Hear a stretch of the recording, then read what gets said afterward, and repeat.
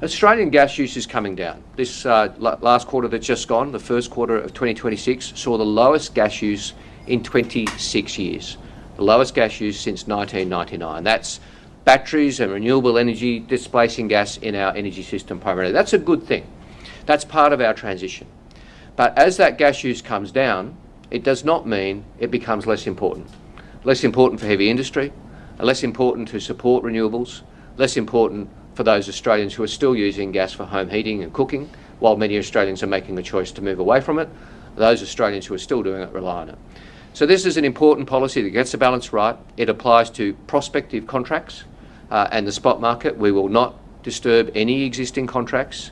We have consulted closely and worked closely with trading partners to ensure that it's well understood around the world that Australia will always be a reliable supplier of energy, but will be a reliable supplier of energy with Australian needs being catered for and Australian needs being met.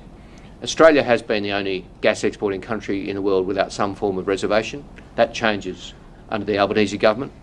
A sensible reservation policy, a reservation policy which has been carefully designed. I want to thank Madeleine and Tim and the entire Cabinet, but Madeleine and Tim in particular, for working so closely together, the three of us, on this.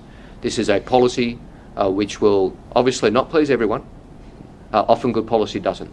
But it's good policy which puts Australia's national best interest first. Madeleine and then Tim. Thanks. Thanks, Chris. And I also want to acknowledge the great work of Chris and also Tim, and also to acknowledge Foreign Minister Penny Wong in developing this policy. So really, very importantly, the gas reservation scheme will be working to ensure that we keep more Australian gas here in Australia for Australian homes, for Australian businesses and for Australian industry. So I'm going to take you through a bit of the background to this. For about a decade, our domestic gas policy settings have really been shaped by intermittent crises in global markets. We saw this most recently, I suppose, in 2022, when the Albanese government was first elected amidst a global energy crisis, which was felt here in the surging of gas prices, and that was compounded by outages in coal-fired power stations at the time. So in response to that crisis, we acted quickly, reformed the domestic gas security mechanism, which the Morrison government had failed to extend. We signed new heads of agreement with the LNG producers on the East Coast to ensure there were surplus supplies for Australian users. And we introduced the gas market code and a price cap. And people will recall we went back to Parliament to make sure that happened, and in doing so went on to secure 644 petajoules of gas for domestic purposes. Now, all of these policies have worked to stabilise the gas market and place that downward pressure on gas price, but it is a collection of policies developed in an ad hoc fashion over many years. So really importantly, what we're announcing today, have been working on for a number of months and will continue to work on after today, is a very important and historic structural shift in Australia's domestic gas market policy settings. And it will ensure that we have stable and, really importantly, long-term policy settings that will drive a permanent wedge between international and domestic gas prices. And I really can't overstate the significance of the reform we're all talking about today. And our gas market prices will no longer be hostage to international markets. Chris has mentioned this will require LNG exporters to supply 20% of their total export production into the domestic market. It will commence on the 1st of July 2027. So this will put, we expect, and we're doing this because it will put downward pressure on gas prices, and I'll just speak a bit about how that will happen. So from July next year, if the LNG exporters want to access the quite lucrative from time to time international spot market, they will need to demonstrate to me as Minister that they have actually and properly supplied the domestic market. And for that to happen, to get an export approval, that means they have to go further than simply offering gas, which is the current requirement. They have to actually supply. So that means it's a structural shift which changes the bargaining balance and creates really a buyer's market for domestic gas buyers, whether that be for power, for industry indeed. And that's how we expect it'll drive down gas prices. Chris has mentioned, of course, will preserve all foundational and existing contracts. We also are doing streamlining reforms. We will remove the Australian Domestic Gas Security Mechanism, remove the heads of agreement, and reform the gas market code in an appropriate way. And it is a product of the gas market review. Of course, there has been significant consultation with the gas industry, and I welcome their continued support and engagement as we immediately commence further detailed consultation. I'll hand over to Tim in a moment to speak on the reservation, but I have a couple of other items very quickly. I'm happy to confirm as joint authority the Victorian and Commonwealth governments approved the new petroleum production licence for the Annie gas field. Many of you will have seen that reported earlier in the day. And we will also, as the Commonwealth Government, be seeking nominations of new areas for offshore petroleum exploration off Victoria and Tasmania.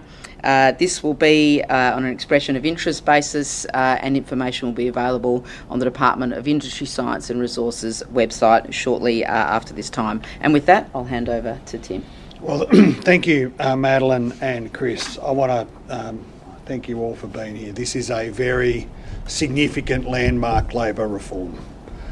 For far too long, Australian industry has faced very high gas prices, and the policy structural framework around that has led to the kind of necessary and ad hoc interventions that subsequent governments have had to make since Australian industry faced global prices for gas. This decision to reserve 20% of exports, Australian gas, reserved for Australian industry and Australian households, is a landmark Labor reform. I want to thank my colleagues for the way that we have worked together and the whole Cabinet has worked together in a careful way, in a deliberate way, to deliver this landmark structural reform for the Australian gas sector and for Australian industry. I just want to explain what this means in our outer suburbs and our industrial regions for Australian industry. What it means for those facilities that are facing high gas prices now is that they will see the lowest possible gas prices over the coming years and a certain investment horizon. And if those current domestic manufacturers making fertiliser, making iron and steel products, our foundational manufacturers now have certainty about what the shape of the gas market will be. That will lead to more jobs, more blue-collar jobs, more engineering jobs in our regions and in our suburbs. Secondly, in terms of future investment, what this does is make it clear for iron and steel investments, for critical minerals to critical metals projects, for advanced manufacturing processes, particularly where gas is a feedstock and is engaged in a chemical production process, that there is certainty about the lowest possible prices in Australia, and that this becomes part of our future energy competitive advantage, foundational for a future made in Australia.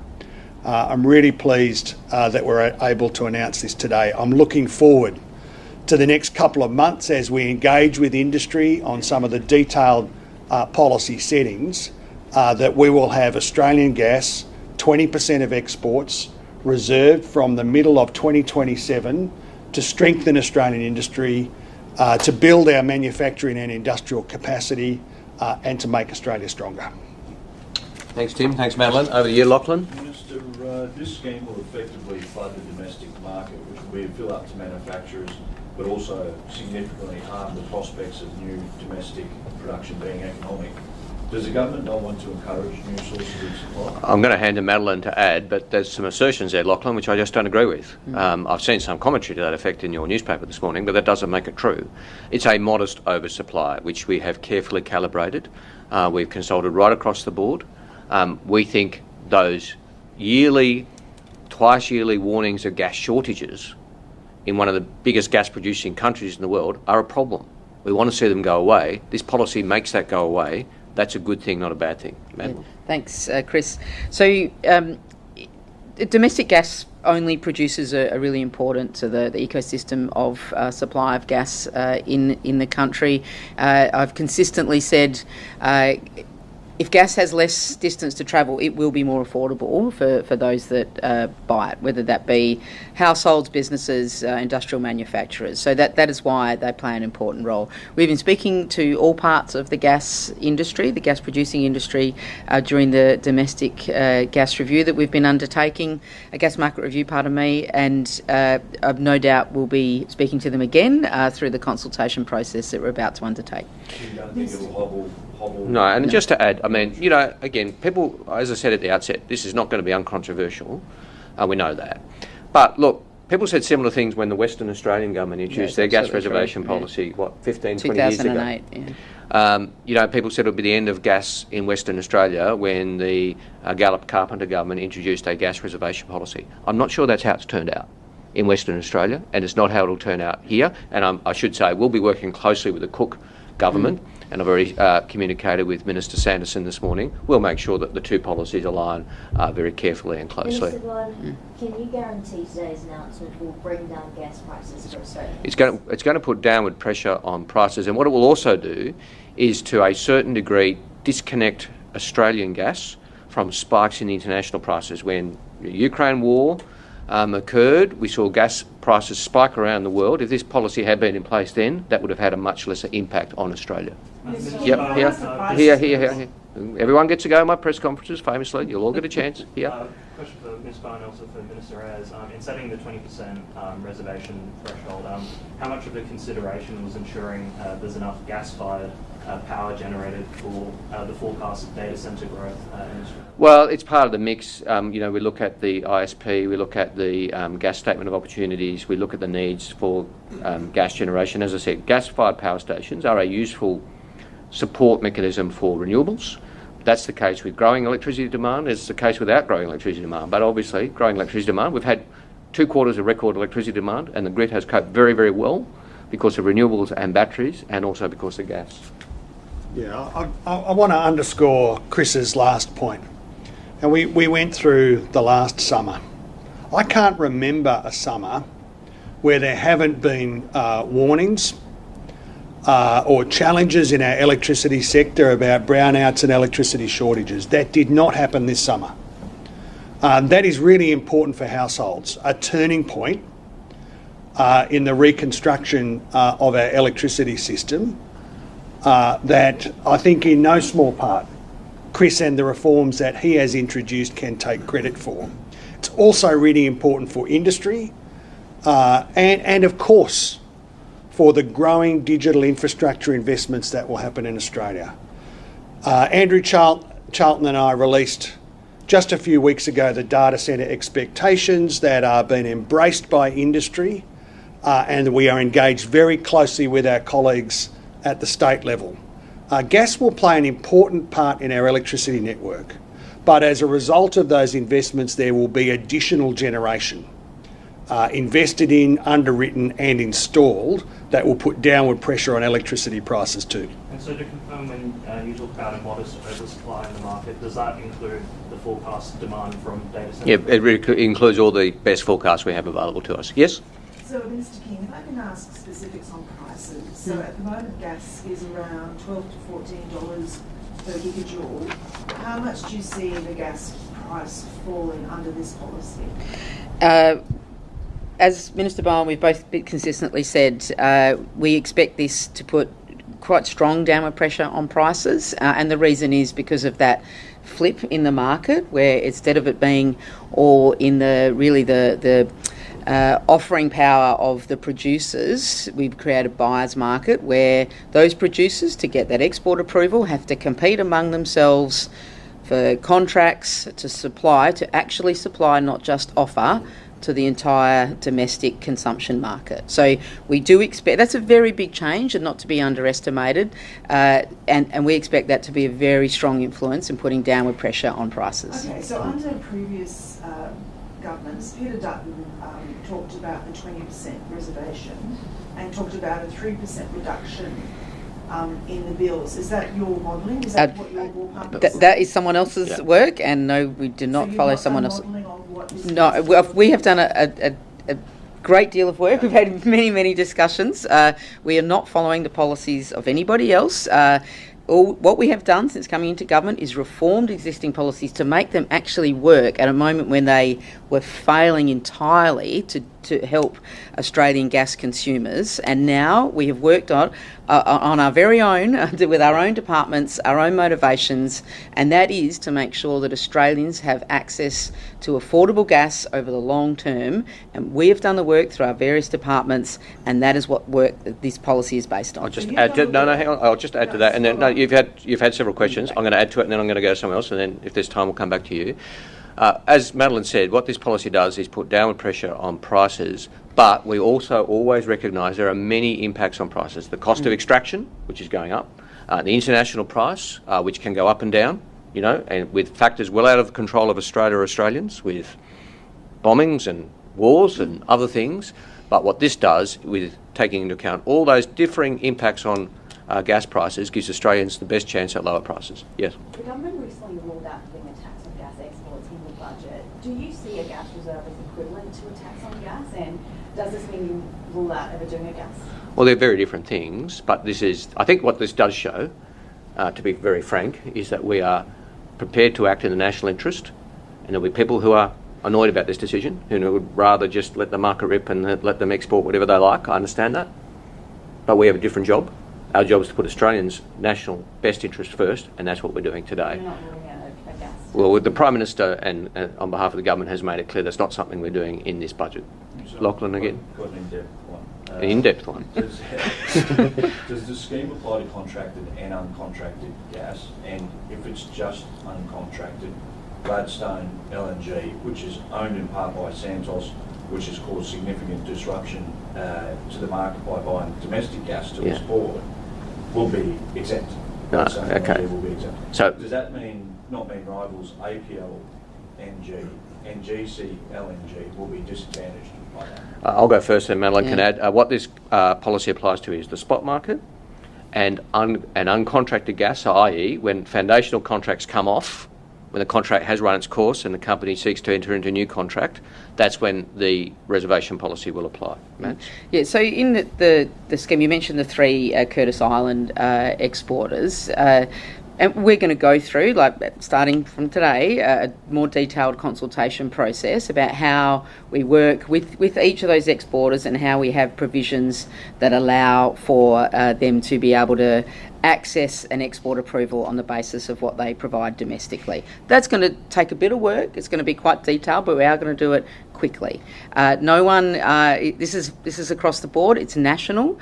No one is exempt, but we will go through a process, as Minister Bowen said, with the Cook government around how the Western Australian existing domestic gas reservation policy is taken into account. We will go through a process with the Northern Territory around how we work with them to make sure it's accounted for.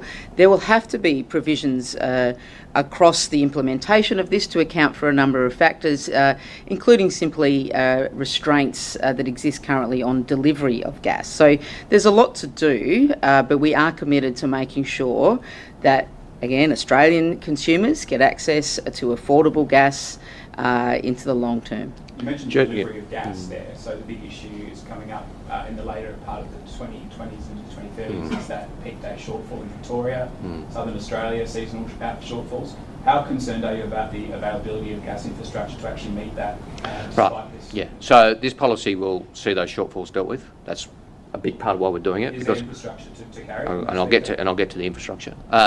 So that's a big part of it. We think it's just unacceptable for Australia to continually have, and they've had it under the previous government and under us, although it's been getting further away and smaller under us, those gas shortfalls forecast, because that provides uncertainty for industry. In relation to infrastructure, it's a fair question, but that infrastructure so that they can meet their obligations. We think this supply obligation is not just about making gas available, it's about selling gas, and that also involves getting gas to where it's required. So given that there's obviously some concerns from the domestic gas producers like Beach Energy, their CEO Brett Wood said that short-term manipulation of the market would lead to a shortfall in the market eventually, ironically driving up the price. Are you concerned at all about the fact that these domestic gas companies are unhappy given they produce like 2/3 to 3/4? I'm sure there'll be gas companies, as I said.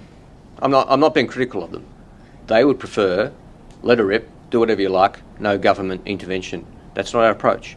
Our approach is, this is Australian gas, so Australians should have first go at it. I understand some companies would prefer no regulation. They're entitled. They're entitled. Well, but of course they're going to argue that, right? Of course they would say that, wouldn't they? Right? They'd also just prefer no government involvement in the gas market. That's not our approach because we want to make sure it works on behalf of all Australians. Yeah, but equally, in the middle, pardon me, of Chris. course. Equally, it is unsustainable for a government to continue with this. It's working well and has produced a lot of stability, but it's a patchwork of policies that have been introduced over many years. So, and this is why the gas industry supported the principle of a gas reservation, because they did want to streamline what their market is governed by getting rid of these other things. So they may want something when they say that they support this reservation, and that's fine. And I know they've told me before, and I've certainly told Chris, and they'll continue to say that. But as a government, we have to make decisions on the basis of our analysis of what we think gets us to where Australia needs to be in terms of access to gas and affordability of gas. And we think this is the best plan. Again, we will be going to consultation, which will be detailed, starting tomorrow. So it won't knock out those Otway Basin and Gippsland Basin producers? We are going to go to consultation. We will no doubt hear from Beach and Senex and all the others. The domestic gas reservation policy in Western Australia has not knocked out domestic producers there, so we would expect that to be a similar outcome here. Yeah, sorry, this gentleman hasn't had a go yet. Following the announcement yesterday, there'll be a government-owned 1 billion litre reserve of fuels across Australia. I would like to know how much of that storage in the regional areas is already there? Yeah. And then will the government become an entity of the minimum stockpile obligation alongside BP and Sure. and the others? Great. And when will purchasing for government reserves start? Sure.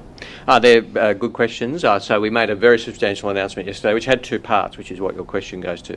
Firstly, we're increasing the minimum stock obligation on the companies, on the entities, on all three fuel types. That's a good thing. That's appropriate. That will give them time to build it up, but nevertheless, that's a good thing. But separately and secondly, we announced for the first time a government-owned fuel reserve. This is a big change and a good change. We're in the minority in the International Energy Agency companies without a government-owned strategic fuel reserve. It won't make us an MSO entity, to your question. It will be separate. It will be separate. There'll be a government-owned reserve separate to the minimum stock obligation. That's very useful for national strategic purposes. It would have been handy, for example, in the beginning of this international circumstance where I was ringing chief executives of fuel companies and saying there's shortages in regional New South Wales, there's shortages in the Pilbara. They were very responsive and doing their best to get fuel to where it was needed, but they had contracts to meet first, legally. If there was a government-owned reserve where we could direct it to where there's a shortage, it would have been very useful. So we are remedying that and creating a government-owned reserve that's quite separately MSO. We will work with industry to build any necessary storage, and we will look at particular storage in regional areas, to your question, because that's often where the shortages might emerge, and that's where fuel could best be kept. But also it does need to also feed into the supply chain, because you can't just have millions of litres of petrol or diesel sitting there and it not be turned over. It can't sit there for long. It's got to be used. So we're going to have to work with industry to develop that, and we will. Last couple of questions, yep. So, Minister King, can I come back to the prices? You've said you've done modelling. Can you just give a ballpark on what domestic prices could fall down to? 1%, 2%? You must have got some figures written down somewhere. I'm sorry to be repetitive, but we have introduced this policy because it will put strong downward pressure on prices. That's our expectation and that's our intent. I'll leave it at that. Have you considered considered how it will impact smaller gas producers who only produce the domestic market? Yeah, I think we've answered that question already, but of course we speak to all of the gas producers, and no doubt we will. I don't say no doubt. We absolutely will speak into them again as we go through this consultation process into the future before this is implemented and starts on 1st July of 2027. There are domestic producers in Western Australia that still exist, and there is a domestic reservation policy there. Can I just clarify, is it 20% per exporter or aggregate across the three? It's 20% of LNG production, so of LNG exports. Yeah. Minister, within the context of the Energy Ministers meeting next week... Tomorrow, in fact. Oh, tomorrow. The data centre expectations and how they be implemented are a key focus. Yes. It's understood that additional renewables will have to come online. Will there be a threshold for the amount of renewables versus the amount of gas that data centres are using? So a little while ago, Minister Ayres, Assistant Minister Charlton and I put out a paper which outlined our expectations. Principles-based, but nevertheless our strong expectations that there be additional renewable energy and that there be redundancy in that energy, i.e. flexibility, so that they have energy to spare. And by additional renewable energy, I want to stress that, not just using renewable energy that would have been built anyway, but using PPAs to bring on new renewable energy. What I'll be discussing with state energy ministers tomorrow and territory energy ministers is how we operationalise that. Assistant Minister Charlton's coming along to help us with that discussion. It's not our first discussion, energy ministers, about data centres, but it's an important one. It's one of the key factors that we'll be discussing tomorrow. We might wrap it up there, guys. Thanks for your time. Cheers. Thank you.